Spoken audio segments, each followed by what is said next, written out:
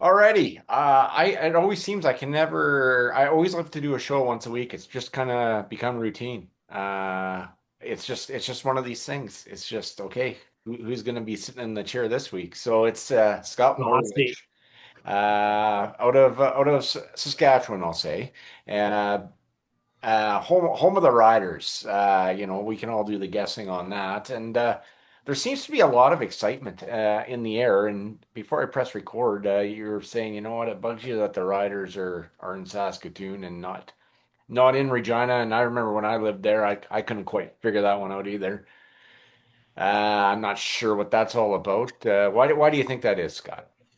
I got a few I thought and predictions on it. One of them is I think that they just want to keep the players away from the city and away from all the spectacle, and because Regina is really one of those places where, or Saskatchewan, anywhere you go, really, we don't have anything else sports wise. So literally, you go out at Costco, like Trevor Harris was at Costco, not too long ago, just the other day, and just you get bombarded, right? Right. So, and a lot of these guys, unfortunately, are not going to make the cut. They're gonna get cut or going to go to another team or whatever the case is. So I think that's a big part of the reason. Kind of like when the Bombers come down for Labor Day, they usually stay in Moose Jaw just to kind of stay away from it all and just kind of not get too involved in all the hype and everything like that. So I think that's a large part of it. Yeah. And at one point in time, they were talking about moving him to Saskatoon. That's not happening. Yes, I've also heard those rumors that have circulated, and Yeah, it's fascinating to me. And it's almost been 30 years since I've left Saskatchewan. You kind of see kind of the ebbs and flows, and yeah. I've talked to death about why the stadium isn't necessarily filled. You've compared some of maybe their marketing strategies to everybody gets a car, everybody gets a car. Uh, Well, that you sort of know, thing, but the whole, and I laugh because I talk to people all the time that are like, well, mosaic's never full, blah blah blah blah blah. They're not wrong. right. But there there was a clear disconnect with the fans under the Craig Dickinson era and what I'm going to call the dirty era for the Riders. Um, Going back to Garrett Marino, we all know what happened there. So there's a disconnect, and the other thing too is Craig Reynolds does not understand how to market a team at all. He's in there for his own little bonus. He doesn't care. Hmm. So, So Scott, I may ask how old you are and how you became a fan of the Riders and all that. I would like to take a guess, but I'll let you tell well, us. we're 44 years old, Okay. or young, depending on how you want to look at it. Born here, so I mean, I think I had no other choice or alternative. I don't know. It's just I never really hugely got into me. Like I've been a bit of a hockey fan here and there, but I was always a football fan, just always throughout my life. And I mean, obviously, being in Saskatchewan, it's pounded into you. It's no different than growing up when I wanted to watch hockey. I didn't know who to cheer for. The Toronto Maple Leafs on Saturday night, hockey was slammed in your face. So it became one of those, this is the team I guess I'm cheering for. So, but Hmm. I've been to other cities, Edmonton, Calgary, BC, Winnipeg, a bunch of different ones, and they just never, when I was younger, they just never kind of grabbed onto me. And just the history of everything, when you start looking into it and everything, and again, like I said, being from Saskatchewan, I don't know that I really had another alternative there. Well, I mean, it's easy to get attached in the culture, and again, I remember the games from 30 years ago when the Riders hosted the Grey Cup in '95 and being part of that, being in the temporary stands and this Yeah, kid in grade 10 and just kind of taking it all in that there's 55,000 people watching this game and kind of embracing that. And we all know that people from all over the province of Saskatchewan, they have the season tickets. And yeah. it has become it is a cultural thing. Yeah. Obviously, them winning the Grey Cup here in Winnipeg has Not gonna lie, that was a bright moment for me. yeah, and rightfully so. I mean, I was in Regina there when they lost in 2022, and I can still see the play where Chad Kelly ran, and there was a few defenders that missed him, but Oh, you go back for years, and even in 5 years from now, you kind of sit there and say, "If that guy had just done this, it would have been a totally different game." And like a lot of people go to me and say, "Well, Davis Alexander was injured." Yeah, he was. Don't know how much it affected him up until he showed it later in the fourth quarter there. But would things have been different if he was 100%? I don't know because the Riders' defense had that game planned already. So yeah, in my mind, they kind of actually with him potentially be we'll say 75% there throughout the game.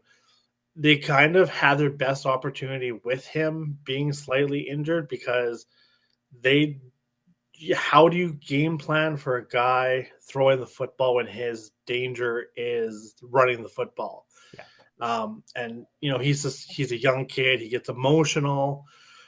Haven't yet figured out if that's a good thing or a bad thing yet. But I think they and his receivers were doing a hell of a job for him in that game too. So I think they had. And I've told many people I think that they played the best game they could have if he was even 100%. Yeah, and it's funny how it all works, right? Like, so the Riders Yeah, were out in that game, but then the game came down to the last play of the game. Now, sure, Montreal would have had yeah, to score, and it was kind of a Hail Mary play, and sure, they yeah, probably would have had to go. Well, they would have had to go for 2 points. yeah. But that's the thing about the Canadian game that makes it unique. Are you concerned what could be happening in 2027? Yeah, well, even this year, some of the rule changes come into effect here. Yeah. I look at this now. You're gonna see a whole lot of opinions on Mister Stuart Johnson. Not sure exactly how I feel yet either, but he made some good points. And when I look at all these changes, it's does it create more scoring? Does it create more excitement? Is it going to create more fans? Is it going to bring people to the gates? All these things. And when I look at some of these rules, I'm not sure. Now, they're telling us, or he's telling us, this is not Americanizing the game. This is not to bring in an expansion team. Mhm. I'm a huge person to say that I believe in the next little while. I honestly do think that they're trying to look at making a merger with the UFL. I've heard rumors all over the place with that. Does it make sense?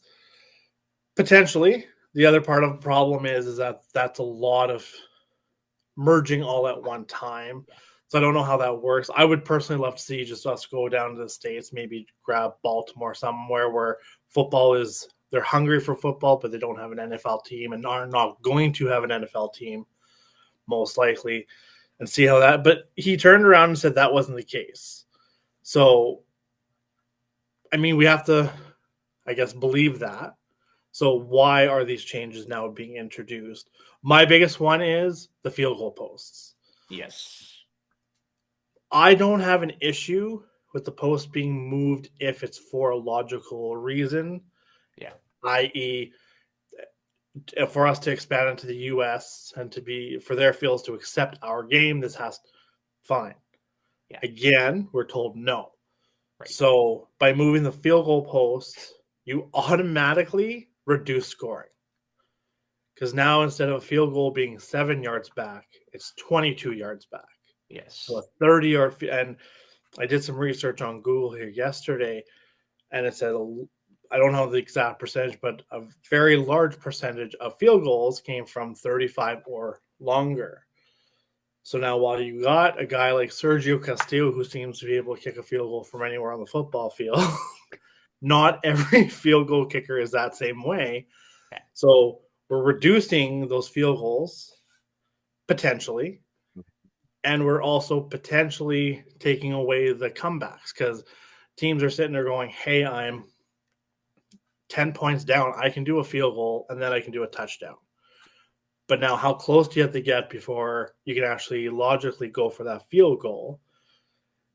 Not to mention that, but you're taking away one, and in my opinion, one of the most explosive and fun parts of the field goal post in the front is the missed field goal return for a Yeah. touchdown.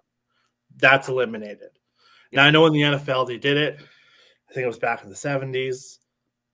And it took many years for it to kind of rebound and say, hey, scoring has now kind of come up again. I don't know that the CFL has that time for everything to dwell.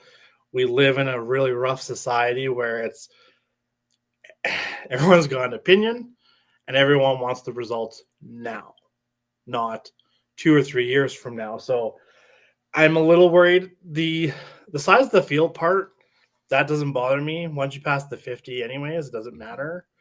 Um, my logical thought on that was you make the field able to go, and a U.S. team is now able to play on it. Yeah. Reduction of the 20 to go the end zones. Again, I don't see why that change was made. Yeah. Um, I know the benches thing on either side, that one needed to happen. I'm 100% for that one. The time clock, I'm actually very much against it, just for the simple fact of you have a wider field than the NFL does. You have 3 down, so you're gonna do and so many of our long bombs are corner routes. So now these guys have to run all that way to a wider field. Boom, passes incomplete. You now got less time, 35 seconds to come back to the huddle, get the play.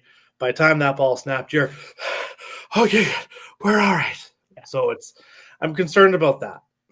Mm-hmm. So most of the first part of the rule changes, I'm not, and I'm not one of these people who I see so many people on online who are they don't have a purpose, they don't have a reason, they just want to be against it. Um, I don't think, and obviously Stuart Johnson doesn't have complete control of this. There's a board of governors that have to decide. There's all these other people, and people are, well, this player said this, and this coach thinks this, and this person.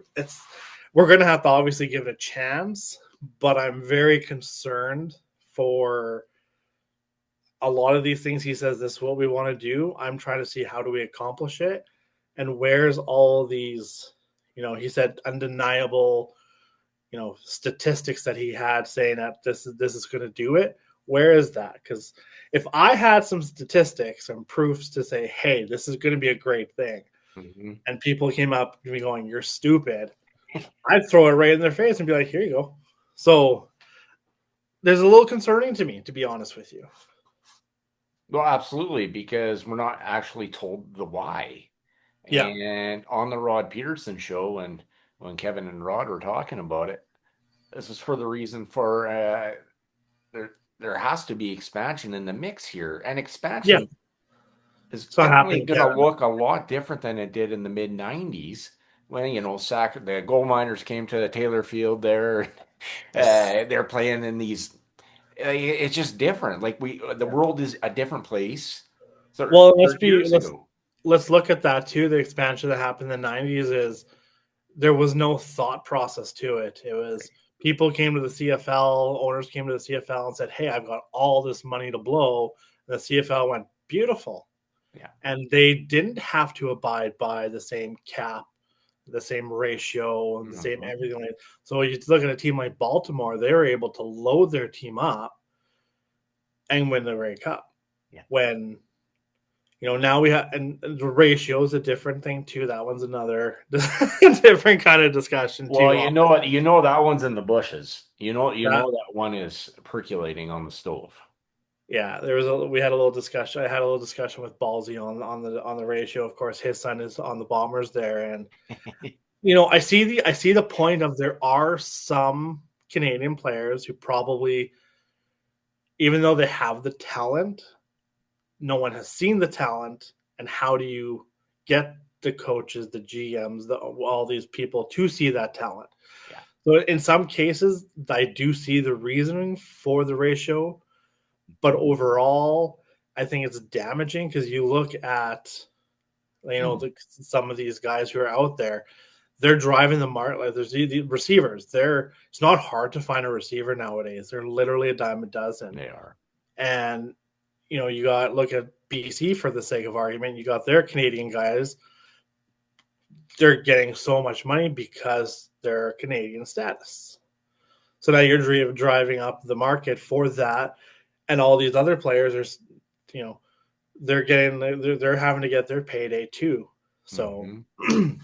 there's benefits to it. I think I've heard a couple of good arguments in terms of keeping the ratio but just kind of readjusting it a little bit. One of the things that I heard was you can make the more Canadians you have on your team, only a certain percentage of their salary cap goes towards the cap. So if they make, they hit a certain number, 80% or 70% hit the cap. The rest of it is, not affected. But then there's also the aspect too of you need to, whether you're Canadian or American, how do you draw these guys to the CFL? Because we're not exactly dipping into the large universities and colleges into in the states. They're going to the NFL, so we're kind of getting from the bottom feeders down there, and these guys are having to pay taxes up here. They're having to get their passports. They're look at Taylor Algersma for the sake of argument. He would be playing in the UFL right now if it wasn't for his passport. I assume the UFL is still going on. I don't watch that, but now for Bomber fans, it's great that he's here and great that he's in the CFL. I would love nothing more for him to succeed. Well, to an extent, because we need that. I can't remember the last time we had two quality Canadian quarterbacks in the CFL. Nathan Rourke looks like he's well on his way to becoming that, except for when he plays against Winnipeg. But Taylor Algersma, from everything I've heard, now again, you got to still come, you got to put it on the football field, and you got to put it on the stat sheet. But he's got a leg up, and he's got all this stuff, and potentially Curtis Rourke coming to the CFL potentially. So From San there's Francisco. guys potentially coming.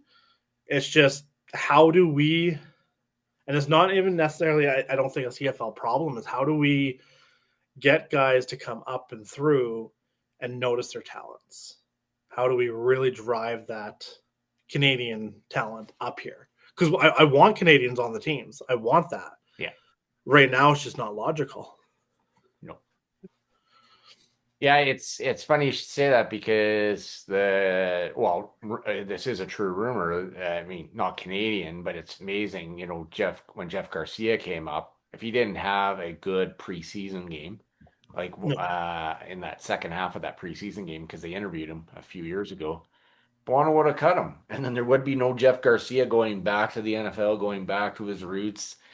You find these guys, right? A guy that had to fill, after, it was Montana de Young to Garcia. Yeah. So it's interesting. Yeah. And to that point, to bring these guys up, like we hear about Taylor in the Green Bay Packers camp, and then, okay, you just know he's just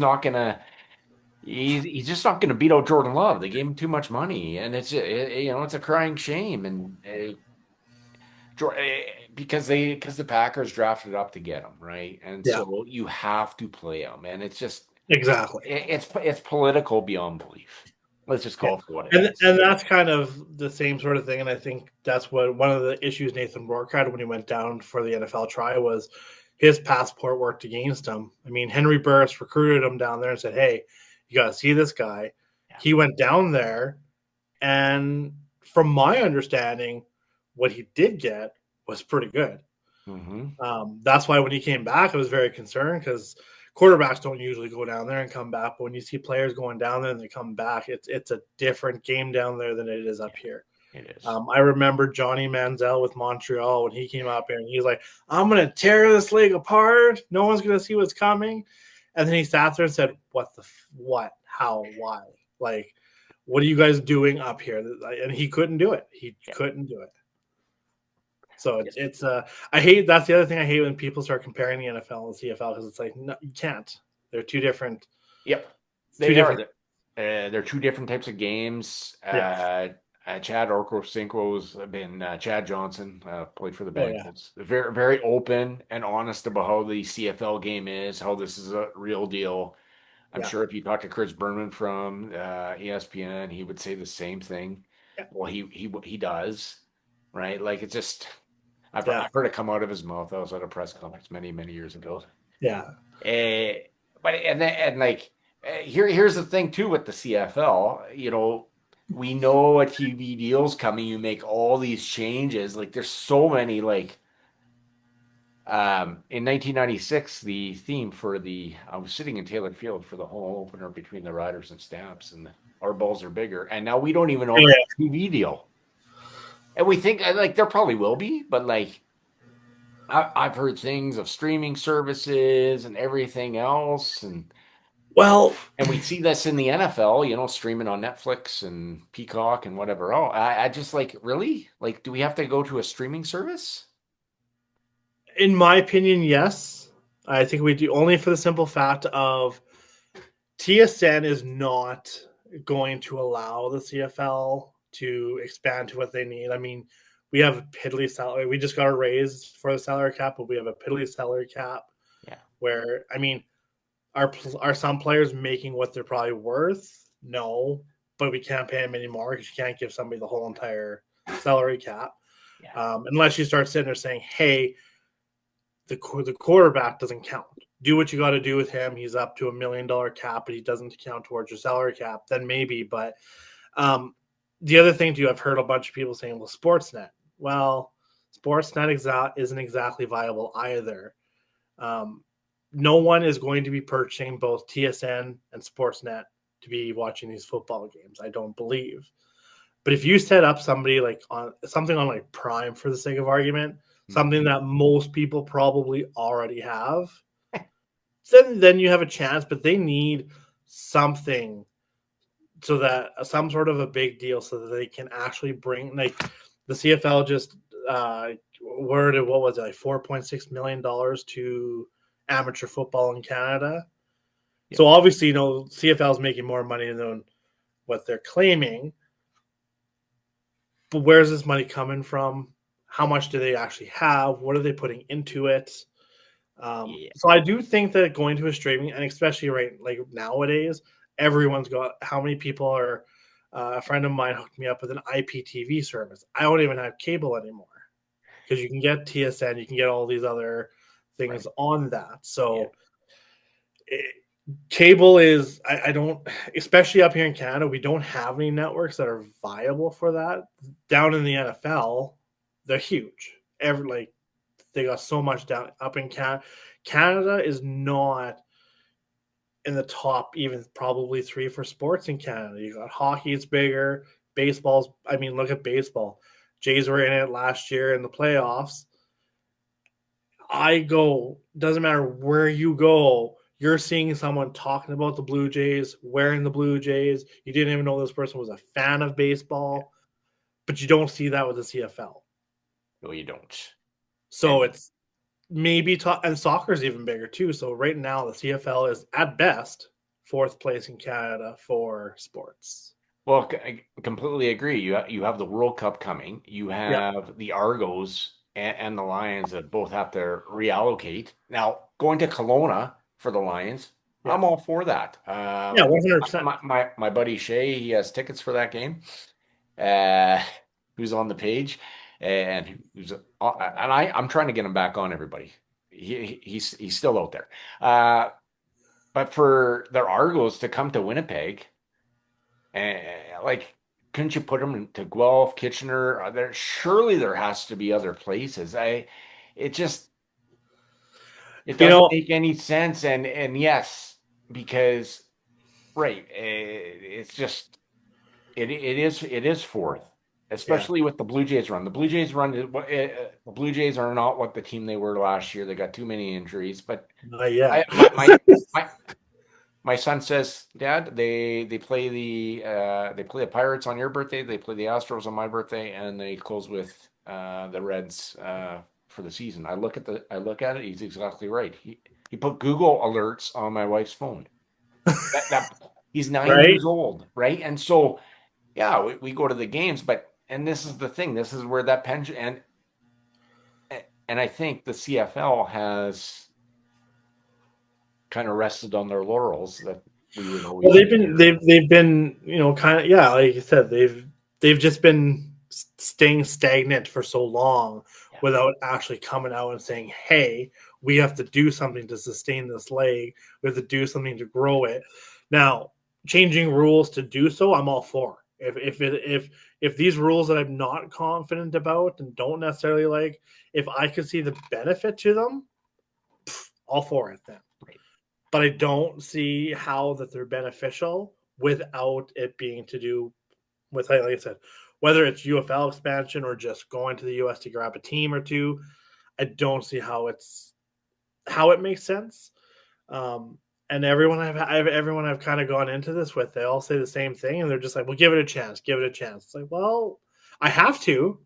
Right. Doesn't mean I have to give it a chance from a logical standpoint and thinking of it from a health of the CFL. It's not just me knocking on Stuart Johnson or the board of governors because I want to.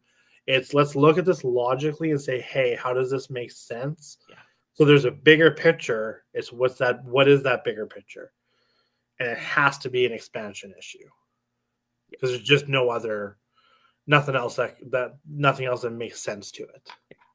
Do you see the CFL if things don't materialize, do you think they would go back to what it was? No, Or are they too no, far deep? no. They're if anything, they'll if it doesn't work, they'll change. I think they'll change they'll never change back, but they'll change to something closer to it. Hmm. My concern right now is if it's UFL for merge, for instance, for the sake of argument, is that the end of the three down football? Is this the end of the 65-yard field? God knows if they lose the waggle, I don't know what I don't know because the waggle is, people keep sitting there saying like this is what made. I keep saying personally, these are all what makes the game Canadian. Some people argue with me on that one, but I say if you turn on your TV and you see a football field that you don't recognize, and the field goal posts are at the front of the end zone, what's your first question? Oh, where in Canada is that? Yep, that's right. I'm not going to be like, oh, is that in the States? No, I'm going to be like, where in Canada is that? Yeah. So if that's my first question is where in Canada, does that not make that Canadian? Like, may not be significant. I Hmm. think the waggle, the three down, that's more significant, but these are all still things that make the game unique. Right. And once you start tinkering that, you go that slippery slope. Like how much do you want to push here? Right. Yeah, We see people apparently canceling their season tickets.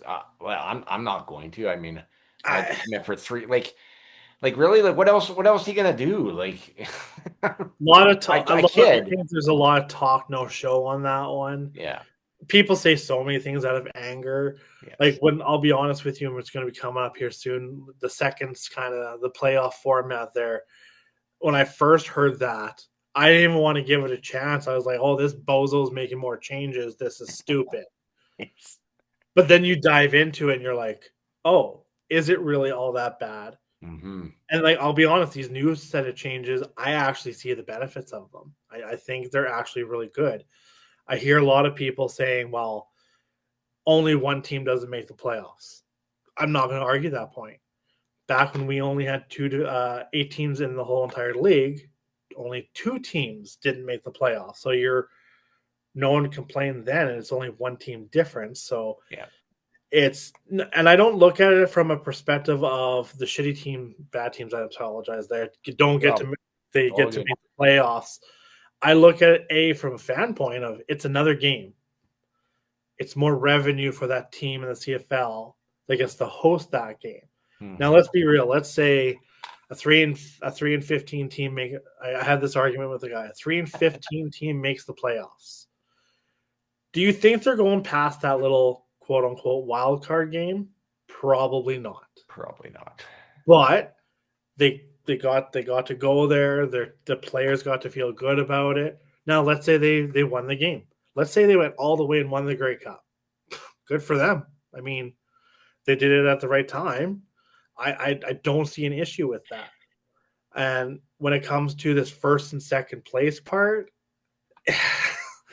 so first place does get a bye for anyone who doesn't realize it. It takes an extra game for them to get it, but now you have a benefit of not only the first team gets a bye, second team gets a second chance. So if you go into next year, let's say Saskatchewan finishes first, Winnipeg finishes second, Winnipeg comes into Mosaic and beats the Riders. The Riders still get to play a home playoff game in second place, and the Winnipeg Blue Bombers get to go on their bye. Yeah. I don't see where the issue is there because you don't get that bye, but you have the chance to win that football game. In the playoffs, it's win or go home. Well, and In this is in hockey, basketball, baseball, best of three, best of fives, and now you have it's curling. It's like the page playoff, and it's unique. And I remember when the Bombers did have buys in 2011. They had that one game to beat Hamilton to go to the Grey Cup. Like you work all season to get that one game, so you don't have to go on the road. In 2019, they went on the road. Calgary, Regina. Fajardo wouldn't have hit the goalpost if the goalposts were back.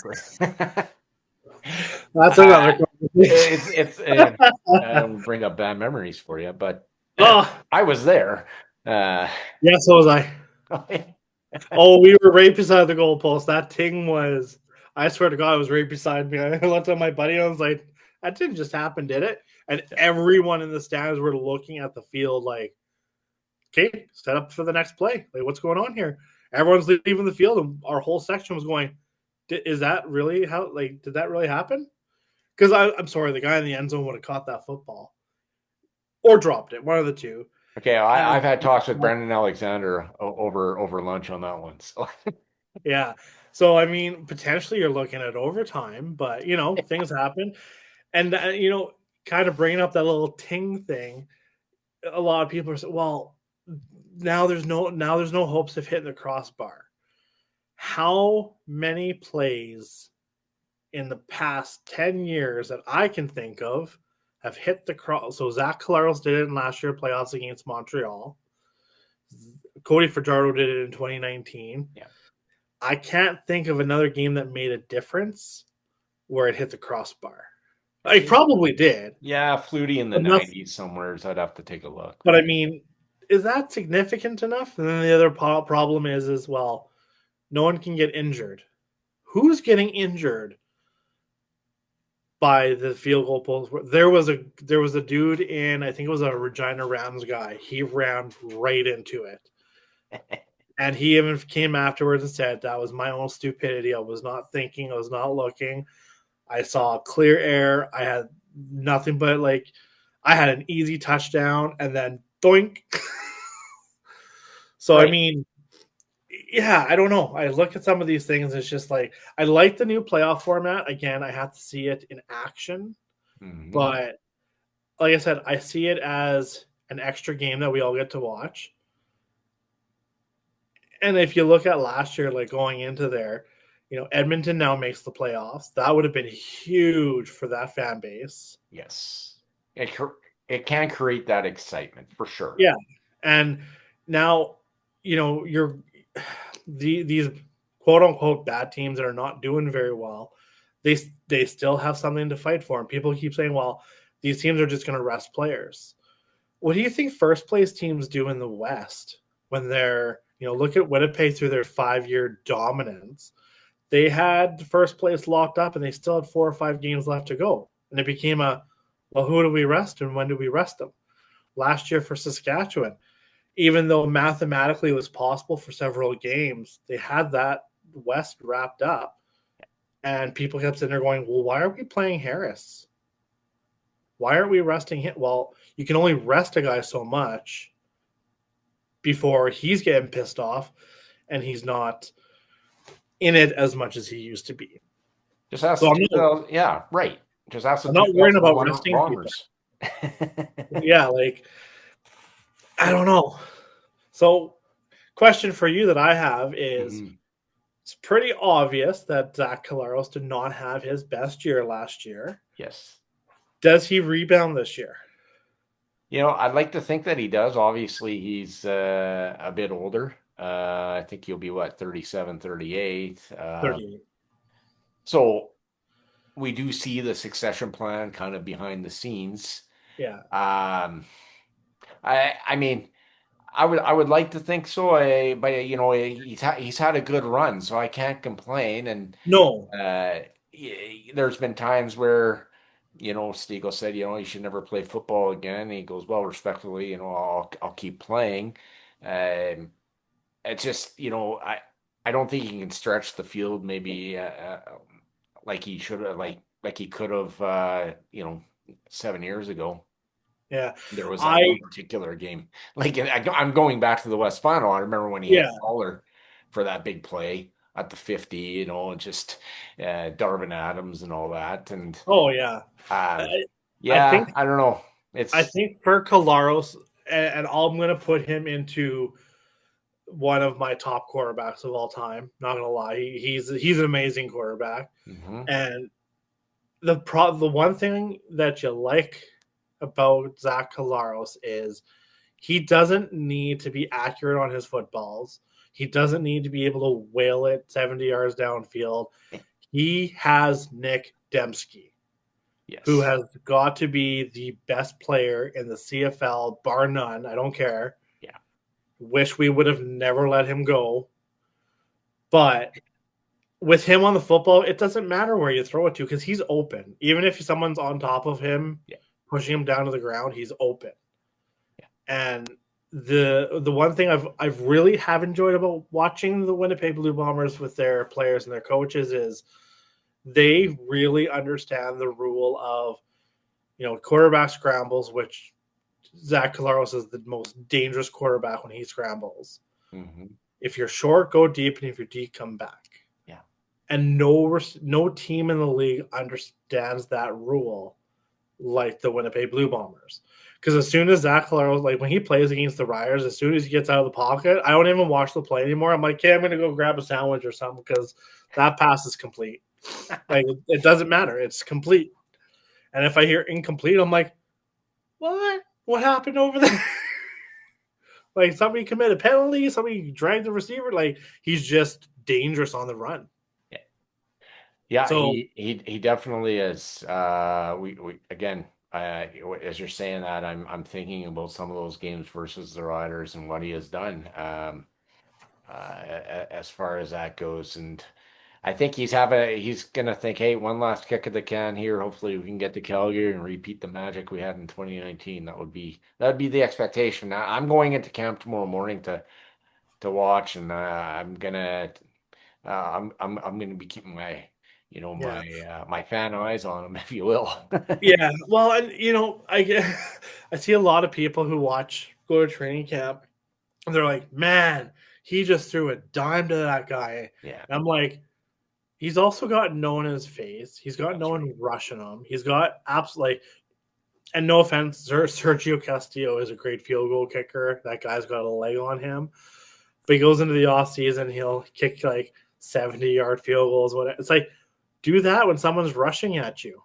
That's not going to work as like. So it's like I want to see how well can his offensive line hold up and protect him. If they can protect him, they're going a far way. If they can't protect him, I don't know, if Taylor is going to be second string to him or if Wilson's going to be set or what's going to happen there. But Or Perkins, who had time in the NFL yeah, with like the it's Rams. if that old line, I know they got that guy. I can't remember his name anymore now. The All Star there from BC, but I mean, it takes more than one guy to protect a quarterback. Um, so that's my big concern. The other concern that I have, and we saw it in 24, I think it was when Winnipeg went 2-6, is they got a lot of new guys on that team, and that takes time to gel. And they got Tim White, they got some of these other new guys that they've got. They They got got Tommy Neal. Moxie. Yeah. God darn it! But they've got these guys. They've got talent, but it's still. I was talking with a guy who had a conversation with Trevor Harris, and they said, "What is the number one issue with receivers, like the Hmm. new guys?" Yeah. And he's like, the hard part is you learn the guys, and you sit there and say, "This guy likes the ball up and away. This guy likes the ball down at his waist.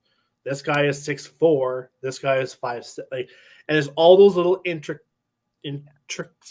pieces, I guess, that when you got a new guy that's coming in and he's X height, 6 foot tall, but he likes it right on the numbers. Now you've as a quarterback, you've now got to relearn how does this guy like the ball, where does he like the ball, and it's small, but it's large in terms of the game. And Zach Collaros, like in 24 in the first part of it, he did not look like Zach Collaros. He looked like a brand new quarterback in the league, and everyone was sitting there going, "What the hell?" And I looked at my buddy, and I'm like, "We are sitting, as a Rider fan, we're sitting here going, they lost another game. 2-6. Ha ha ha. What happened after 2-6? They went on They a went run. and run the rest of the season. Yeah. They Then they were took, 7-6 after the Banjo Bowl.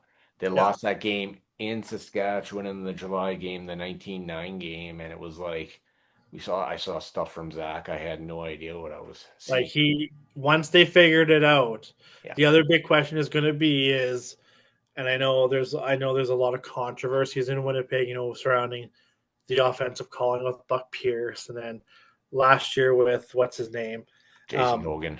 that was it. Can they get Brady Oliveira into the game and often? If he is not getting 20 carries a game, Hmm. you might as well not even go on the football field. Yeah, there were games last year where they played the Riders. The Riders sat a bunch of guys, speaking of sitting guys, but it was the October game in late Oh yeah, October here, and the Bombers ended up winning that game. But like they asked O'Shea after on the radio, well, I have to take a look at the film. I'm thinking, okay, O'Shea, you know exactly what happened here. Now O'Shea's not going to throw anyone under the bus. It's no, not his style, no. and nor should he. But it's like I was okay. I was mad because the Blue Jays lost in see it, but I was sitting there and I'm thinking, like, are you kidding me?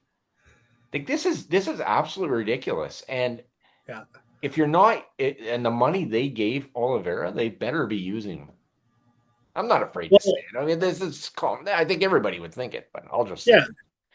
I mean, well, and people get, well, Oliveira's getting mad, and well, of course he's getting mad. He's not like the quarterback does not want to be pulled from the game. The running back wants the football. If you looked at Brady Oliveira and said, "How often would you like the football?" He'll look at you and sit there and say, "Every play." Right. Just don't even worry about the receivers. Take them off the field. Just give me the Yeah. ball. Right.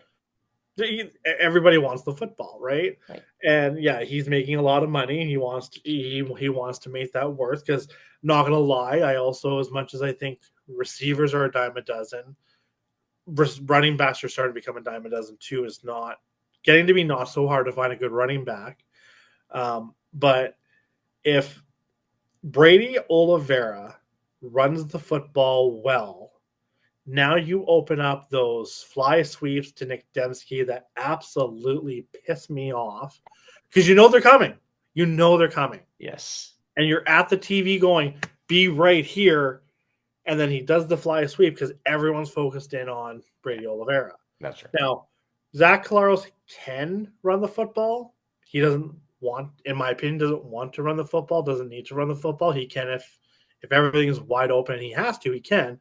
He has to. But if you've got Brady running the football well, if you've got fly sweeps going on Nick Dembski or any of the other receivers on the football field, Hmm. that's dangerous.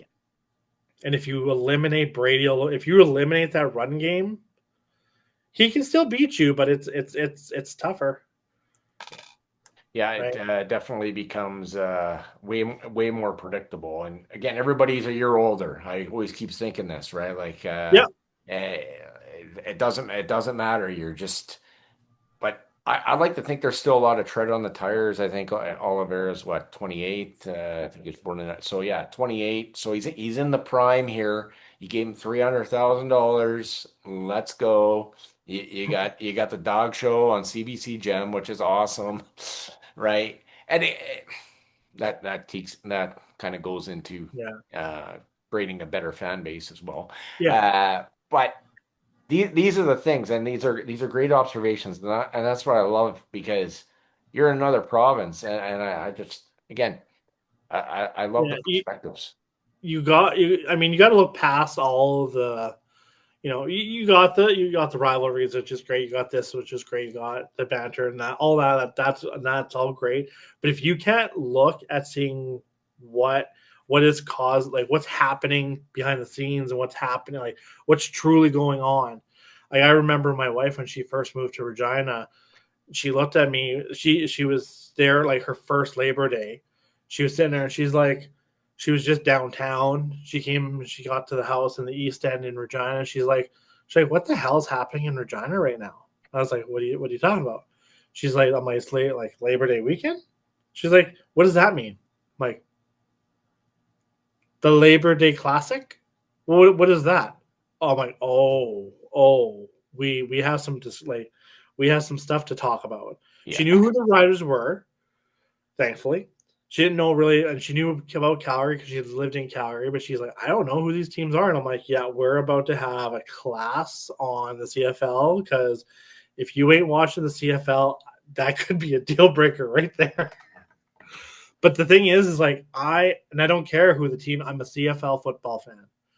Yeah, as a Rider fan, I'm not allowed to like Winnipeg. As a Winnipeg fan, you're not allowed to like the Riot, whatever the case is. I mean, when I last year Labor Day, and I'll never forget this. And I know Winnipeg always has a good following in Labor Day, which is awesome here. I had a couple of guys on the page. Richard Page was one of them. Bobby J, he's another one. Bobby. They were both were like, "Hey, come down to Crave." I was like, "Oh, I know of Crave, never been there." I'm Yeah, like, okay, I don't live far away from there. So I went, drove, parked my truck, started walking to it. I walked by the building a few different times. So I was like, this place is absolutely decked out. And like, I feel like I'm in Winnipeg right now. yeah, And then I started looking at like the outside patio and I was like, I'm sitting there in my rider hat and my rider shirt on and everything like that. I was like, if I take 2 steps into this building, I'm gonna die. So I was like, well, so I was like, okay. Luckily, I know a couple of guys who are going to be here. I'll yell if I have to. So I walked on in, and there was a table of Bomber fans, obviously sitting there. Like I was the only Rider fan in there, and the guy looked at me and he's like, "Are you lost?" And I was like, "Dude, I live here, but yes." I'm like, I know Victoria Avenue is right there. I don't know where I am right now though, because I'm like, I've never been to this club, but I'm like, this is a pretty sweet deal you guys got going on here. So okay, went further, went into the outside. First guy I saw when I went to the outside there was Bobby. So I kind of sat there. I'm like, hey, it's me. So we sat there. So we started, but it was just like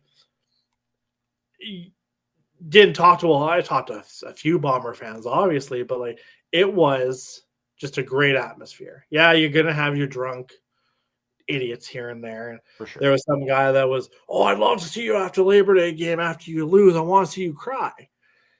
And I looked at Bobby J after the game and I was like, I want to see that guy. Where is he? Was he with you? Or he's like, no, he wasn't with us. I'm like, I want to see him right now. It's, and I'm sure you guys can say the same thing about when the Rider fans come down. For the most, again, you got some knuckleheads, obviously. Add alcohol into people, it's always a bad thing sometimes. Those are two great games. Yeah, they are. Doesn't matter what the records are. I mean, yeah, again, yeah, you got your drunk idiots, whatever the case. But for the most part, like you go down to Wayne's World, that place is an absolute blast to Yes. be in. Yeah. And that is the only time you will ever see Wayne's World going off is when Labor Day comes. They got people in their yard like during other games too, but hopefully with the addition of being able to sort of tailgate now in Regina, hopefully that kind of helps out a little bit there. But Yeah. and that's one of the things that's always drawn me to Winnipeg is these like I kind of I've made fun of a few Bomber fans for them, but they've got a hell of a tailgate down there. Yeah, they do. And my buddy and I were looking at coming down for Banjo Bowl. I was like, we're gonna go down to Banjo Bowl this year. We're gonna see some of these guys. And he's like, okay.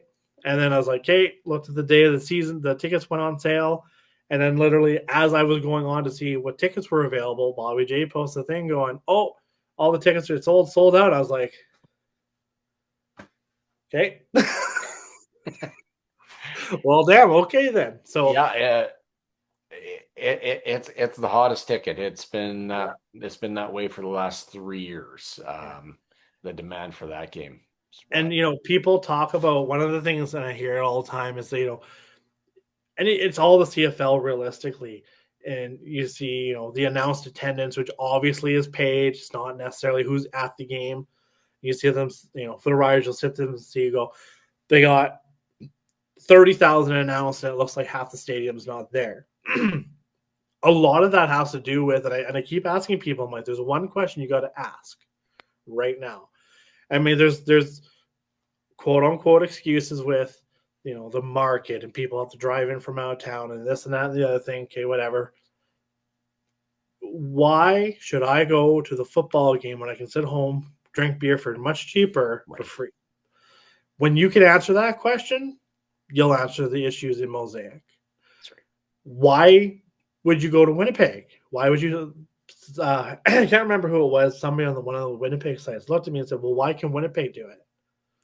I was like, first off, they have, and the Riders had this during the Jim Hobson era. They had a team that everyone wanted to see. It was the experience of the game, just every aspect of the game was entertaining. Winnipeg has got a tremendous tailgate. It's a league of its own, Yeah.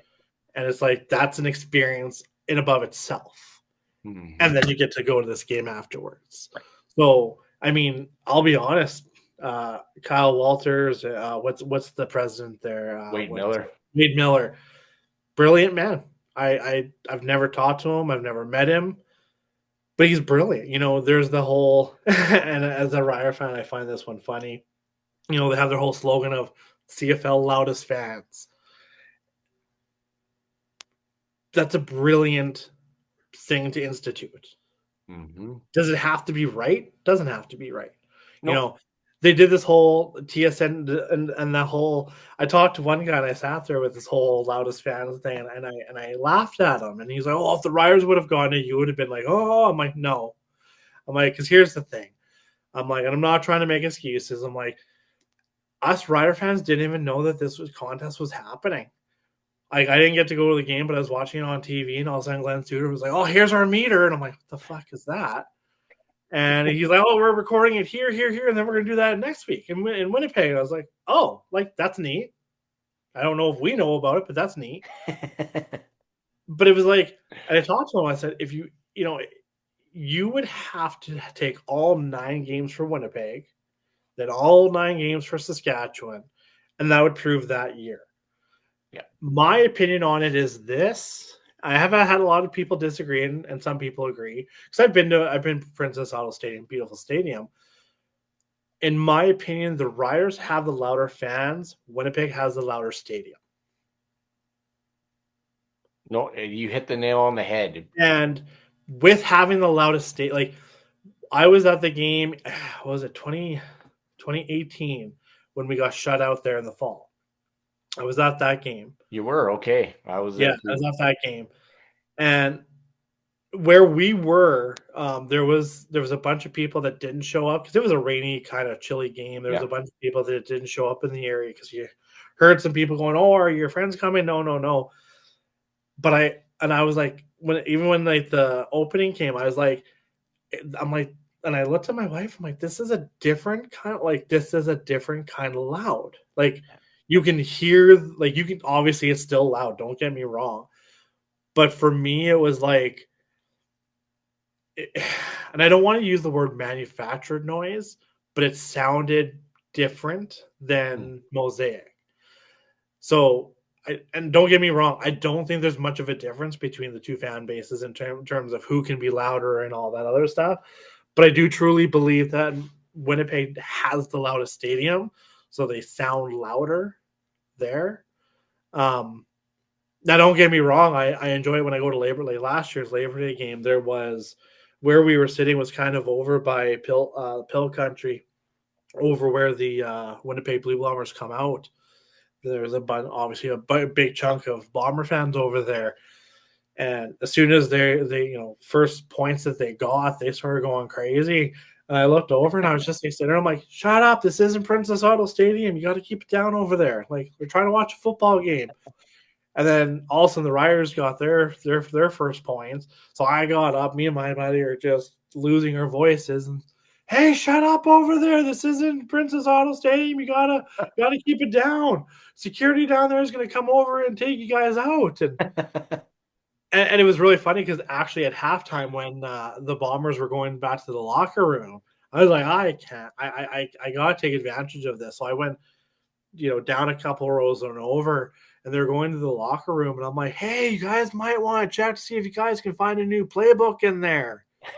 And the security guard was like, you can't say that. I'm like, what am I doing? He's like, you can't say anything vulgar. I'm like, I said about a playbook. Yeah, Relax. If right. you're gonna kick me out, you're gonna kick me out. But I'm like, I'm just razzing them about this. And then the 2-point conversion attempt. There was a couple Bomber fans just in the row in front of me and over a little bit. We were kind of going back and forth all game, and I'll never forget the guy looks over at me and he's like, "Doesn't this look a lot like last year when you guys were trying to go for a 2-point conversion and didn't make it?" And I looked at him. I was like, "You want to know what would be really funny? Is Zach Collaros throws an interception and we take it all the way back, and now you guys have to get a touchdown to win the game." And he looked at me and he's like, "And who's going to do that?" I'm like, "The only person that's possible on the Rider team to do it is going to be Devon Campbell because that guy's got insane closing speed." Yeah. And I'm like, "Well, I think we're going to overtime." And then all of a sudden, snaps the ball. And like as he's throwing, I'm like, fuck, like you knew this play was. And then all of a sudden, like Devon Campbell intercepts it, starts running. I stopped watching the field. I looked at my buddy, not. I looked at the guy, the Bomber fan there.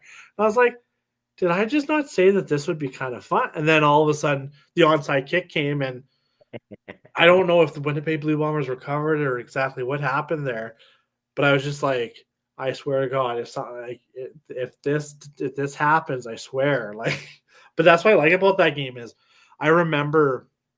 Oh, it's going back some years now, where Winnipeg was something like 8-7-1 or 6 something like that, and Riders were 1-7, I think it was. The 2011 Labor Day clash. Yeah, and I sat there and I was like, "This is just going to be embarrassing. Like, whatever, it's a football game," and we wound up winning.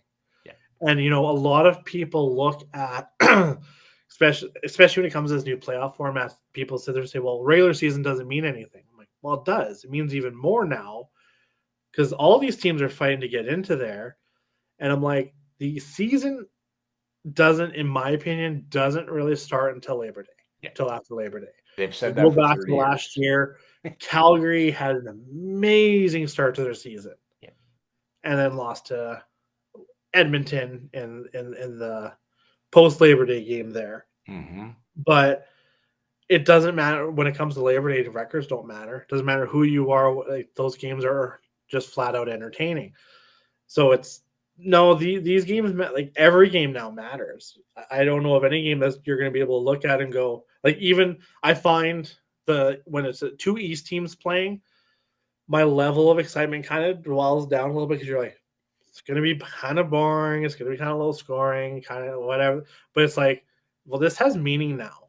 Like, so I'm kind of I'm kind of looking forward to that part of it. But I want to see more. And Winnipeg and BC are starting to kind of get one now too. Is I want more rivalries in this league. I want more Winnipeg, Saskatchewan. There's no rivalry that comes anywhere close to it. Sure. Like I said, Winnipeg and BC, just because of the whole Rourke situation, that's kind of started hitting off a little bit there. But they tried doing the what is it? The Winnipeg and Calgary. They tried doing that kind of the game last year, and The it's like, Stampede Bowl. yeah, Stampede, and it'd be nice if all of these, like when you faced a team, almost every team was a bit of a rivalry. It'd be nice to kind of get to that, something like that. Well, I mean, in today's day and age with social media, I think it can be made that way. We've seen BC and Winnipeg, they played a great game 3 years ago. I think it was right before Thanksgiving, kind of creating that. And I think the CFL in the next 5, 10 years is going to look a lot drastic. It's going to look a lot Yeah. different than what we see today. Well, I'm and not sure another thing, exactly what I mean by that, but no, well, I know what you maybe I mean. do, but you know what I mean? Like Yeah. it's going to look different. One concern that I have, God, what was it, March, when TSN released their, hey, this is coming, and they put all this stuff, and nothing, not one mention of the CFL was in there. They had I think the WHL draft or something like that was it. Like The all this, WNBA draft. that was it. That's it. I'm like, so all this stuff was like, hey, this is coming, and I'm like, you're the number one Yeah. sponsor essentially for the CFL, and you're not promoting it. What is going on? Well, And right. and I honestly thought with Stuart Johnson coming over, I was like, dude worked for TSN. Like he's gonna have a deal done before the season even ends. He's gonna have all this excitement coming, and we're still waiting on an app. That won't be ready until August. Michael Ballsy put that out. And I'm like, Yeah, are we serious here? This thing has been in the works. It's kind of like a new appliance that comes that a certain manufacturer works on, and yeah. no, you know He'd what I come mean? with. Like it just everything kind of there's it's just it's driving in a fog. You're driving down the number one highway from Regina. Okay, well there's Grenfell, or I kid a bit, but direction, leadership, these things they just look. Maybe it's above my pay grade, but it just seems a bit too difficult that it should be this difficult. Well, and what I don't understand is, new coming in new. He visited all, especially the beginning of the season. He visited all the teams, and what I was hoping for and expecting was that he was going to kind of meet the fans, talk to the fans, and say, "Hey, what draws you to the football game? Right. Why are you not a season ticket holder? What's causing you not to be a season ticket holder?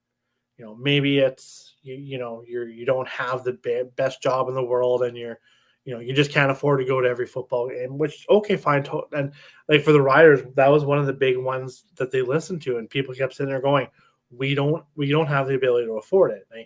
It was with fees and everything, the average ticket going to a football game, you were paying $100. Yeah. Now you got to have your beer at the football game. Now you got to have your $12 hot dog at the game, or whatever the case is. So they brought in their chief draft, which went for an hour before the football game. They brought in $20 co-op tickets. Like I don't have season tickets, but I go to most football games. Last year we went to almost all the football games and just sat in the co-op zone. Yeah. Because I'll be honest with you, I don't care how high up I am. I can still see the football field. You're in I the still building. see everything going on. Right. We were up in the co-op zone for the Western Final there when it was stupid cold, and I mean that was we started leaving with like a minute and a half when we punted the football with like a minute and a half, and we're like, and I looked at him and I was like, Corey Mace is a smart head coach. How can he be making such a stupid decision? I was like, this is either going to make him like propel him as a head coach, or this is going to be his way out the door. So I was like, well, let's start going down to the next level, because by this time, so many people had left. I'm like, let's go down to the lower level and just kind of finish watching the football game there.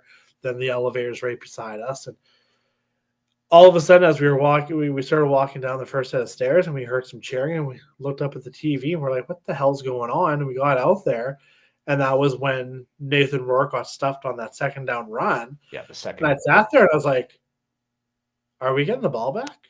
And I was like, we still have to, like, we're going to get it at like probably around our 30. We have not much time left to run the football field, which we just haven't been doing all damn game. I was like, yeah, let's watch the rest of it. But I'm like, it was a good season. Mhm. I can feel happy. And then all of a sudden, boom, boom, boom, boom, boom, and then Tommy Neal. pointless controversy, in my opinion, at the end of the football game there, and all the Photoshop pictures to follow. I was actually really surprised that Omar Dorman did not get into trouble for his comment on that one, because he came out and said, how can the CFL Yes. be so stupid and miss this?" And I was like, you realize you're looking at a picture of his elbow? Well, Because I think people kind of know what Omar Dolman has done for the league, so they oh just yeah, 100%. they'll kind of leave him. They'll kind of leave him We'll alone. leave him alone for that. Yeah. So But it's I do reckon those comments back. Yeah, I do. yeah, but I sat there in regards to that part. I sat there and like when we won it, I was just like, and it was one of those things where it's like it doesn't matter how like the first 55 minutes of that football game was boring. Drop passes, like the cold was obviously getting to both teams, like they were just not themselves. Hmm. Nathan Rourke was pulling his you can't tackle him thing. Like he was just being unstoppable to take down. But then there was just that one drive. And the one argument that I have on a show that we do, one of the guys, he's from Portland, he was saying, going, well, you've got to be excited for Saskatchewan this year coming off of a Grey Cup win. I'm like, I am excited. I'm like, but I'm very nervous. And he's like, why? And I was like, Trevor Harris has a unfortunate past with injuries. He has never. Last year he missed one game. No big whoop on that one. He's never put two consecutive good seasons back to back. That's I've right. always been a Trevor Harris fan from his Ottawa days, his Edmonton days. I've just always been a fan of his. All the guys that came underneath, um, oh, what was his name now in Toronto there, with the big ears. I can't remember his name now for some odd reason. Uh, Quarterback. yeah, he went from Edmonton over to Toronto. Yeah, Bethel Thompson. No. Oh Ricky Ray. yeah, yeah, Ricky Ray. yeah. So everyone that came underneath Ricky Ray, like I really follow them and I really watch them really well because that was for me one of the very last times we really watched quarterbacks being developed in this league. Hmm. They don't get developed anymore. They just keep looking for that next Davis Alexander, that next Nathan Rourke, that next hopefully Taylor Elgersma. There's no bringing them up, getting them going for a few years, developing them, like this whole Trey Ford thing. do That's the I name believe? that was ringing in my bell Yeah. in my head. Do I think Trey Ford has potential to be an okay quarterback in the league? I think he does under the right guidance. He's got some tools. He doesn't know how to read a defense is his problem. Hmm. And unfortunately, Cody Fajardo is not the person to be teaching and grooming a quarterback. I think Cody Fajardo, and this is as a Rider fan, I'm probably one of the only people, and I've gone so many Rider fans coming after me for this one. He's not a quality quarterback. He's just not. When you watch him, and I go back to that Edmonton game against BC last year. Now, the game ended up not mattering because of the prior game, but that was Edmonton's chance to continue Yes, their it was. playoff run. Yeah, And their first half, I was like, wow, yeah, like they're putting BC to shame right now. Like they're playing good football. yeah. Cody Fajardo came out and played what Cody Fajardo does, and he crapped the bed. To be perfectly honest with you, he just did not. After he hit the upright in 2019, he was never the same after that. And then not a lot of people know about this one, but when Cody was in Saskatchewan there with what's his name out in Montreal there when he was our offensive coordinator, everyone sat there and said, well, they don't have a good relationship. Like, no, they have a strong relationship. Not Dave Dickinson, Craig Dickinson, pardon me, was trying to make Cody into a pocket passer. Yes. I Yep. don't know why. It's always dumbfounded me, but that's what they tried to do. I'm like, Cody is not a pocket passer. So He you're needs saying to run. Jason Jason Moss Moss. was on to something.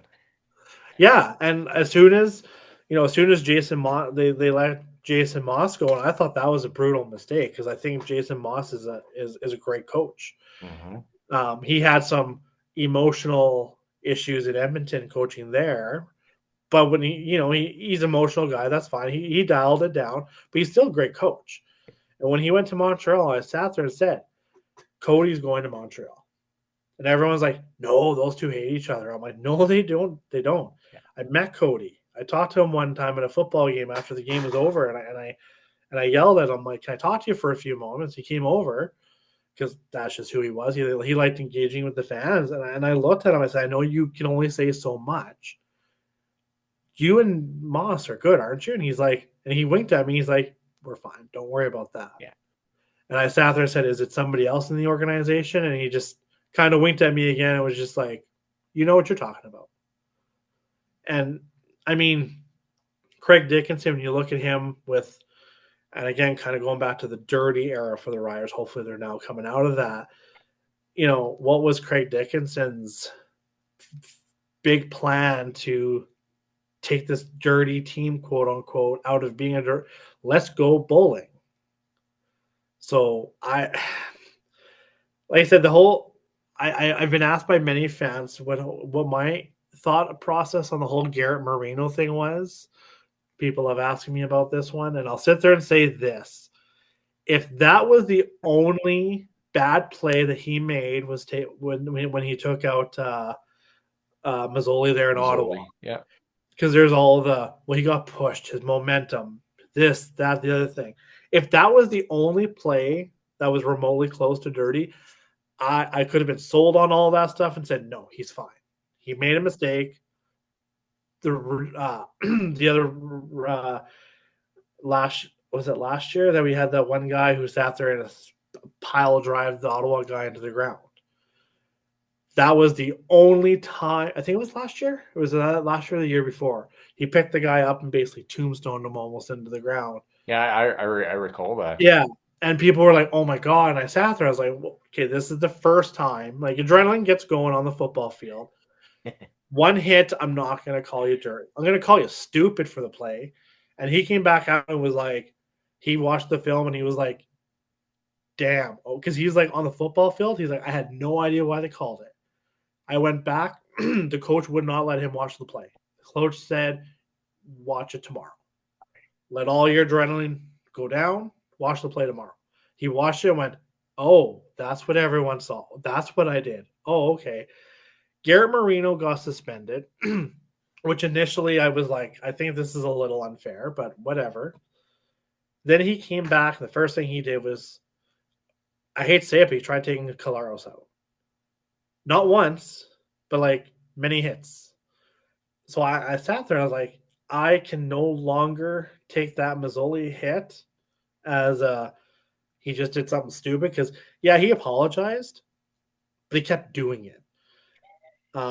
It's also the same reason why I'm not 100% sure why Marino got that, but what's his name in Hamilton? Simone Lawrence never did. Simone Lawrence did some. He tried taking Colaros. He did take Colaros He out when did he was in take, yeah. Saskatchewan. He did some pretty nasty hits, and he would not apologize for them. So I was always kind of, well, how come this? But at the same time, and I tell Rider fans this all the time, is you have a team like Saskatchewan who right now they have the model of a dirty team. They have it. We don't have to like it, but they have it. Yeah. Referees are going to pay so much more attention to everything that they do with a fine microscope. We have to deal with it. Somebody needs, I'm like, Craig Dickinson is not the guy to pull back and go and hold these guys accountable. Last year in training camp, we had a guy, it was one of those guys with one of those names you'll never be able to pronounce. And he had himself a really good training camp, and I was really excited for watching him. I don't to this day know exactly what happened, but something happened in the locker room after a practice, and the next day he was released. Nothing was really said as to what exactly had happened. And I talked to a couple of guys that I know who are kind of got their ears in the right organ, and they just sat there and said something happened in the locker room. Mace told him to knock it off, and I guess he basically told Mace to shut the fuck up. Essentially, part of my language again on that one. Yeah. And I was like, oh, so Mace was like, you're gone. And that's one thing I like about Mace is he's not putting up with it, and he's been making things out of people and saying if you're going to be that way, then no, I'm not having it. So No, far you so right, and you can see that there's been a shift in the shift. Yeah, in the culture with the riders and the even the year prior the 5-0 start, finding their way. yeah, It's a straight and narrow shift there. yeah. And when you have 2 years in a row where you start off the season really good and then you don't win another game after Labor Day, there's a reason for that. There's a reason, and the players were not. Kind of goes back to when you look at the Toronto Maple Leafs of this last season, that the coach lost the team. Craig Dickinson lost the team. Yes, it did. When you lose the team, you've got nothing more. Right. I laugh at people all the time. I know people who sit there and believe that Chris Jones is this great CFL head coach because he led Edmonton to one Grey Cup, and I'm like, and then he goes back to Edmonton and holds a record for the longest losing streak. Like he lost the team. There was no way of getting that team back. They had to. I'm not saying I'm the biggest Ed Hervey fan, but Mark Killam did a really good job with Edmonton last year. A special And teams guy. after, if there had been an extra 2 or 3 games in that season last year, I think you're seeing Edmonton make the playoffs. Mm-hmm. But, and I've had arguments with this one, I don't believe Cody Fajardo is a quality quarterback, but he's also the only quarterback right now for them because, again, as I mentioned earlier, no one's grooming quarterbacks. So everyone's just kind of rinsing and recycling the same quarterback over and over and over. Like I said, hopefully with now Taylor Algorithma coming in, hopefully, like you said, got Nathan Rourke, maybe Curtis Rourke comes in. Like hopefully some of these guys come in and they start kind of doing that up again. But Calgary used to groom quarterbacks all the time. Like they used to be the place where all the good quarterbacks came from. Right. Bo Levi Mitchell, Jeff Garcia, Doug, like the list goes on and on. Now you don't, like I said, after you Fajardo and then you had Colaros in there with Ricky Ray. That was the last true quarterback grooming that I really saw. That and Trevor Harris that I saw really come out and perform decently as quarterbacks. And I think if you didn't see 2019 happen or there wouldn't have been a canceled season in 2020, I think you would have seen a different Cody Fajardo because I can only imagine not only how damaging that is on your confidence to have to do an off season and then a whole entire year, another off season before you get your chance, and then you got a guy trying to make into something you're not, damaging. Mm-hmm. So Yeah, definitely, yeah. definitely spot on. I mean, yeah, you can't force somebody into being what they're not. And I No. always thought, yeah, I mean, as dumb as it sounds, yeah, I hit upright. That can definitely that can play in your head. Oh yeah.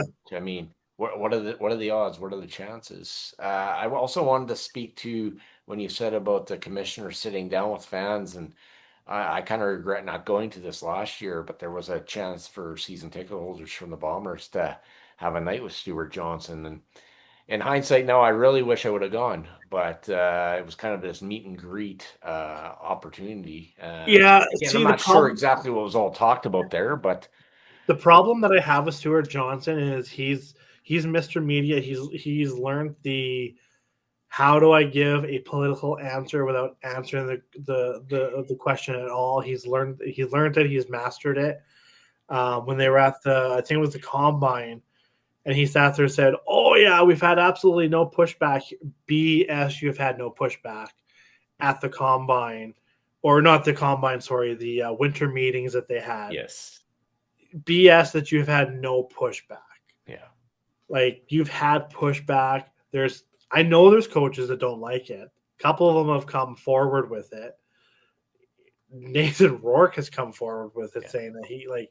yeah. So it's like again, we have to see it out. We have to see what this is going to look like. I just don't understand how it's going to. And nobody that I've talked to can actually come up with just one thing that makes me sit there and go, you got a point Right. to these rule changes. Yeah. They love arguing it, but they've got no points towards it. So it'll be interesting to see how those ones play out. And like I said, the clock, I'm glad that they're taking the last 3 minutes of the first half and the second half and reverting back to how they were doing it. But to me, that's a clear way of showing that it was a bad idea to begin with. If you have to revert back to your old ways to make the game entertaining. And again, how are these guys going to go and do a 50, 60, 70-yard bomb? And then immediately, as soon as that play is whistled dead, 35 seconds later, you're snapping the football again. You got to get back to the line. Here's the play. Like it's, I think you're going to see more injuries. Yeah, there's a lot of misnomers. There's again lots of things up in the air that can definitely play into all of this. And um, the CFL purists are going to enjoy 2026 for what it is, and and see what happens. I think we're both willing to give it a chance. It's just Oh yeah, we're kind of in these uncertain waters. I mean, I'm looking. I got my bomber signs out. I got. Well, I'm ready to well, go, and uh, I think my kids will be season ticket holders for life. Maybe it's just this tradition I've created with them. I laugh. The other show that I do, the guy there that I do it with, he when I first joined him, he sat there and was wearing my rider shirt, and the next show, same thing. Next, and he literally said, he's like, Do you guys have anything else other than rider shirts?" I was like, "No, that's about 3/4 of our summertime gear. Like during the winter, I don't have many sweatshirts or anything like that. But I'm Yeah. like, when summertime comes, it's rider stuff. It truly is. Well, I have been to church in Regina on Labor Day Sunday, and I can tell you that majority of the congregation was wearing a Rider jerseys. So Yeah, I was there with my bomber jersey. yeah. It was Well, I had legit. a laugh. Kind of speaking earlier there, Bobby J. We had. I know he said to ask this question, so I'll kind of go over it. Yes, I wanted to We'd get to made that here. Yeah. we'd made a bet. I'm not huge on betting money. Not just we made a $50 bet on if the Riders won Labor Day and the Winnipeg won Banjo Bowl, and whoever got the difference got $50. But we sat there for I think 2 or 3 years now. I used to bet Bomber fans all the time, saying, "Hey, if you guys win both, I'm going to post a picture of myself in a Bomber jersey." Yeah. I can't remember who it was, but some guy Photoshop me into a guy in a bomber thing, doing his little W thing. So I posted that all in good faith and stuff. So Bobby, the one day sat there, he's like, "What do you want to bet?" And I was like, "I want to do something other than money." So I was like, "Let's do this." I'm like, if the Bombers win, I will wear your outfit there. If the Riders win, you have to wear mine. So he obviously Winnipeg obviously ended up losing. So I looked at my friend. I'm like, we got to go that way. So we walked over to the area, and he did a video. He was a good sport about it. He was pretty much crying having to put that Rider stuff on. But like that's the kind of stuff that I really enjoy is when you can win, Mhm. lose, or whatever. You can have that type of experience, and people are sitting there walking by us. They're like, "Oh, green looks good on you," and he's like, "No." So we're gonna have the same bet this year, and hopefully I don't have to put that year on. But Yes. see, we'll see. Yeah, September the 6th, I believe. Labor Day's Yeah, a bit later this year, so yeah, a little bit later this year. Yeah, yeah. it's. I mean, like I said, it's. I've always enjoyed Labor Day. I literally live a 15-minute walk from the stadium. Um, and my buddy's wife, they quite often get some free tickets through her work. So we are always there. It's just a matter of where we're sitting. Last year was the first year that we were kind of over towards like the Bomber entrance there. So I kind of yelled down when Colaros went in at halftime. I actually sat there and said, "Don't worry, you'll be fine. Don't worry." Like, because I respect the hell out of Zach Colaros. I think he's one of the best quarterbacks I've ever watched. Yeah. He's definitely up there for me. I think Trevor Harris is in the same boat. But honestly, when it comes to both of them, it's going to be is they're both up there. Can they stay healthy? Because I think most every team, in the same boat that if their starter goes down, it's not good. Nope, no, yeah, it's not just Bomber fans just can't think. Yeah, it is. It is a lot of teams, right? And Davis, Yeah. in Toronto, Hamilton, Bo Levi Mitchell, who's coming in, Ottawa too. I mean, Drew Brown, he can probably guarantee he'll be on the injured reserve list for about 4 games. I mean, nothing against him, but that's just what history says. So, Well, I'm hopeful for Drew Brown. I liked him when he was in Winnipeg. I liked what I saw when he did come in for Zach. One of the things that I think really, and I'm one of the few people that have this opinion, is he didn't have a quality coaching staff to really teach him. I wish he would have stayed in Winnipeg for one more year at least, learned a little bit more from Zach. Who knows what would have happened, but I think he would have been even better. But the old like the just everything about Ottawa last year was the last 2 years has just been kind of like Edmonton, where it's just been absolutely embarrassing to watch. Dice has never been a head coach. He's a good special teams guy. mhm. Nothing wrong with him there. Can't coach a team worth nothing. And he just put Drew Brown into some really bad positions. Um, so I'm hoping for Drew Brown uh, now that uh, he's there under new coach with Dinwiddie coming over there, because Dinwiddie, he's proven himself to be able to turn teams around. And you know what kind of downfall the Toronto organization is in when he went over to Ottawa and signed and said, "I'm the GM, I'm the coach, I'm the quarterback, I'm the offensive coordinator, and I won't have as many duties as I had in Toronto." Yeah, that's right. Um, I briefly had a discussion with somebody I think you're bringing on the show, actually, Jim Barker. Had a brief conversation with him. Next week. Yeah, and he's very much all about the football. He's not very, and because I sat there, we were talking about having Toronto, like, why are they're having a home game in Winnipeg, a home game in Regina, like, why can't they stay more?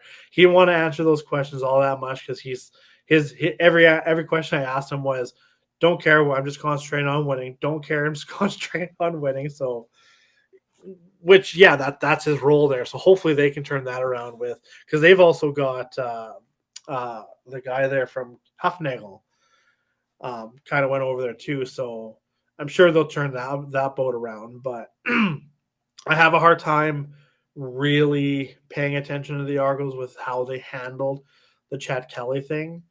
Um, I'm not so much hurt as to what actually happened with Chad Kelly as much as I am how that was handled. I mean, we don't really truly know what happened. I know that he was doing some unwanted things. Jojo in Saskatchewan just went through the same thing. And I think that's how they should have handled it, was what the Riders did with the Jojo, is just have a good day, see you later. We're not taking part in that. Yeah, that's right. For anyone who doesn't know, with a Jojo, he was in a bar in Regina downtown, and he was uh, making some remarks to a waitress saying, like, "Hey, wouldn't you love to go home with a football player? Wouldn't you love to sleep with me?" He kept grabbing her butt and everything like that. Um, she never went anywhere with that. I don't know exactly what took that to going to the level that it got to. She never phoned the cops or anything like that. It just kind of, one of my friends was there, and he's like, honestly, after that happened, somebody came over to the riot table, told them to knock it off, and that was the end of it. But then all of a sudden, obviously things went further than that, and the league got a hold of it and everything. So, I really like that, because he was an up and comer. He looked like he could potentially be a good receiver, but I think so. That's where I am with Toronto. I think that's how they should have handled the whole Chad Kelly thing. Is just moved on from it. But so I'm not really concerned about Chad Kelly in itself. It's more so the way that was handled for Yeah, me. the optics. So that organization's got some, as the Riders did not too long ago. They got a friend of mine actually sat there and said he's like, it's bad when the Riders have more morals than the Argos. And I told him, like, hey, we're on the up and up now. No, it's good to have a healthy rivalries, healthy organizations. As much as Bonner fans didn't like the Riders winning the Grey Cup, it's good. It creates that interest. It creates maybe more people come to the games. So these are all good things that the CFL needs and wants, Oh, absolutely. and I think the Bombers are playing their first exhibition game in Saskatoon. Yeah, they're And coming. then, right, and Yeah, then and then and they're that's then they're here on the 29th. So that's a confusing one for me. Is why they're playing. So they have training camp in Saskatoon. I'm unsure as to why they have a preseason game happening there.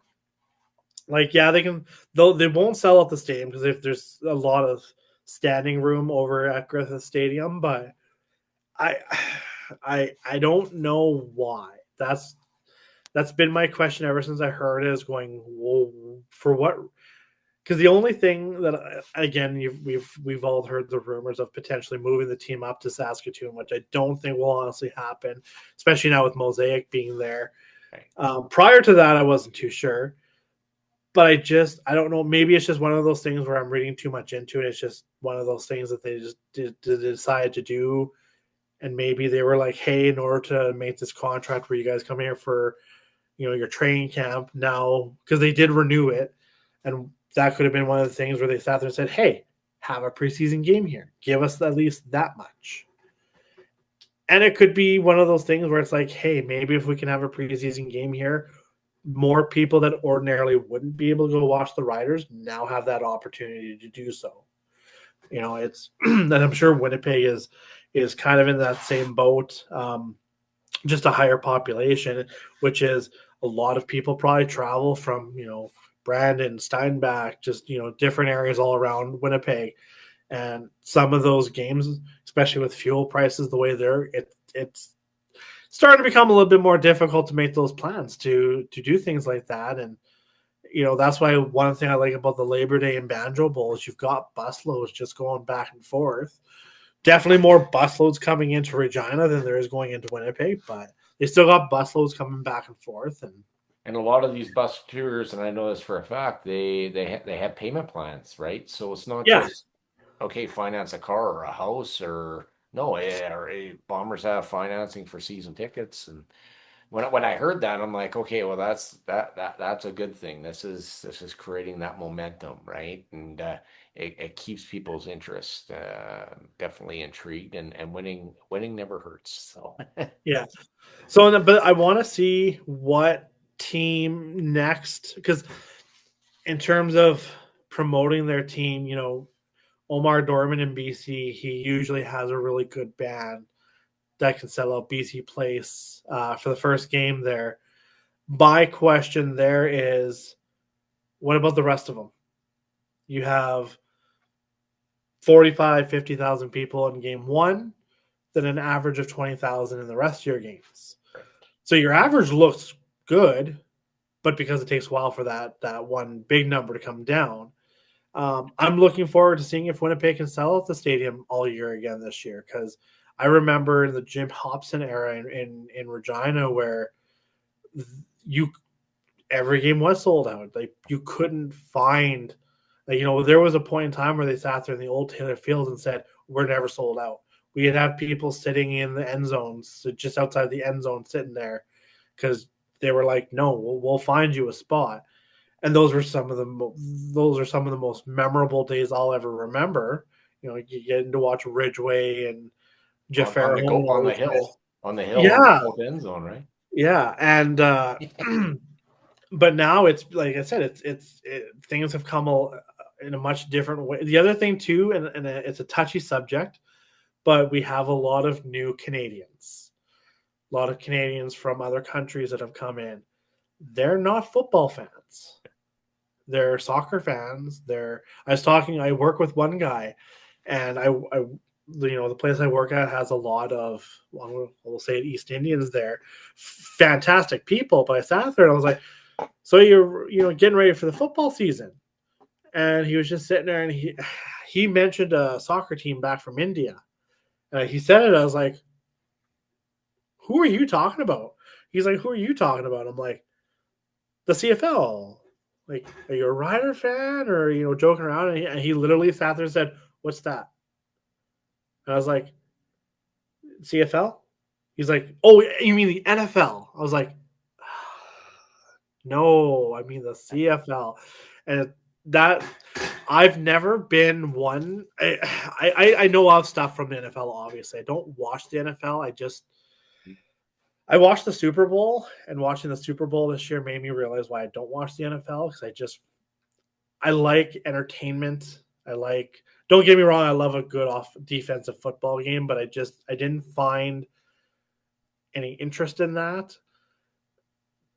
But they've got the following there for it. Yeah, and Um, they can do it. I may or may not have booked a hotel for an NFL road trip that's coming here yesterday. Well, I would absolutely love nothing more to go to. My buddy, he's a huge Green Bay Packer fan, so I always have to razz him about whenever I'll look on the score, one of those apps. I'll be like, how did Green Bay do in tonight? I didn't watch the football game. And shut up.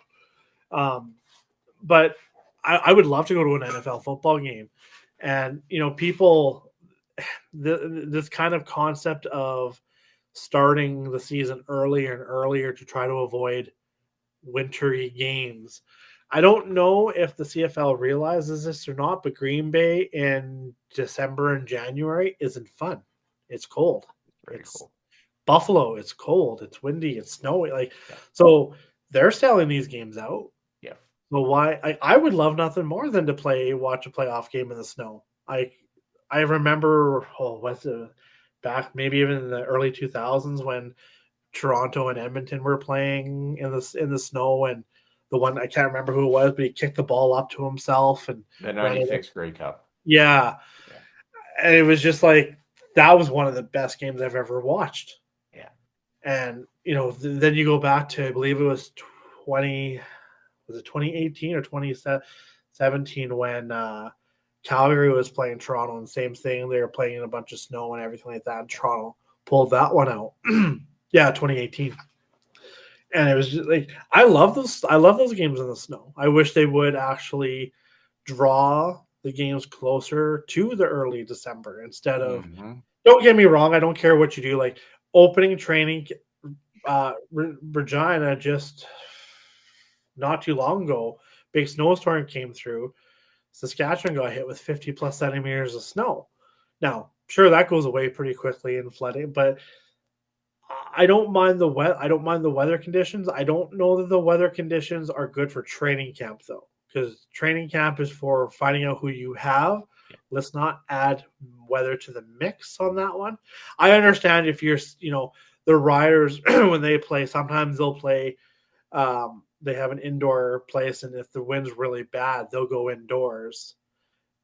Mace came around and he was like, "Why are we indoors?" He's like, because we're gonna have to play out. So he'll take them right back out and go into the field where it's all windy and no one can do anything. And he's like, "This is what you're gonna be dealing." He's like, "We don't have an indoor football field." So they'll take the guys indoors for certain practices and certain things, but a lot of their stuff is still outdoors because he's like, "This is where we're playing. We don't have an indoor stadium." Yeah.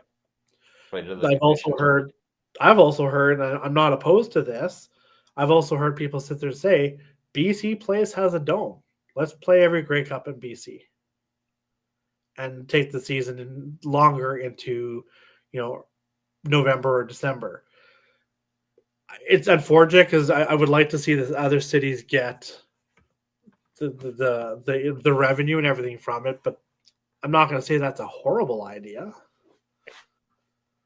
But I still want to see them play out in the weather conditions. Well, Those games, that's what makes the Canadian game what it yeah. is, right? So, You Yeah, watch guys in Buffalo, they're sitting there shoveling out their seat just well, to sit yeah, they down. hire everybody $5 to shovel the stands and get like that. That's what makes Yeah, football what it is, and just it's that other element, yeah. Like when literally. I go to a football game, I it doesn't even matter if I have a seat because I don't sit down. I'm standing the whole entire time because oh, hopefully I'm cheering that much or I'm crying. One of the two. Right. If I'm crying, I don't want to sit there and cry into my clothes. I want to stand up and dry that out a little bit. Hmm. Most definitely, right? So yeah, it's a lot of fun to dissect the football, and again with Oh, CFL, you I could was dissect the CFL game for days upon days upon days. right. And then all these rule changes, so much to talk about. Time has definitely flown by, I would say, Scott. Oh, We're almost quarter to midnight here in the Central Time Zone, but that's why they call yeah. it late night with Smitty.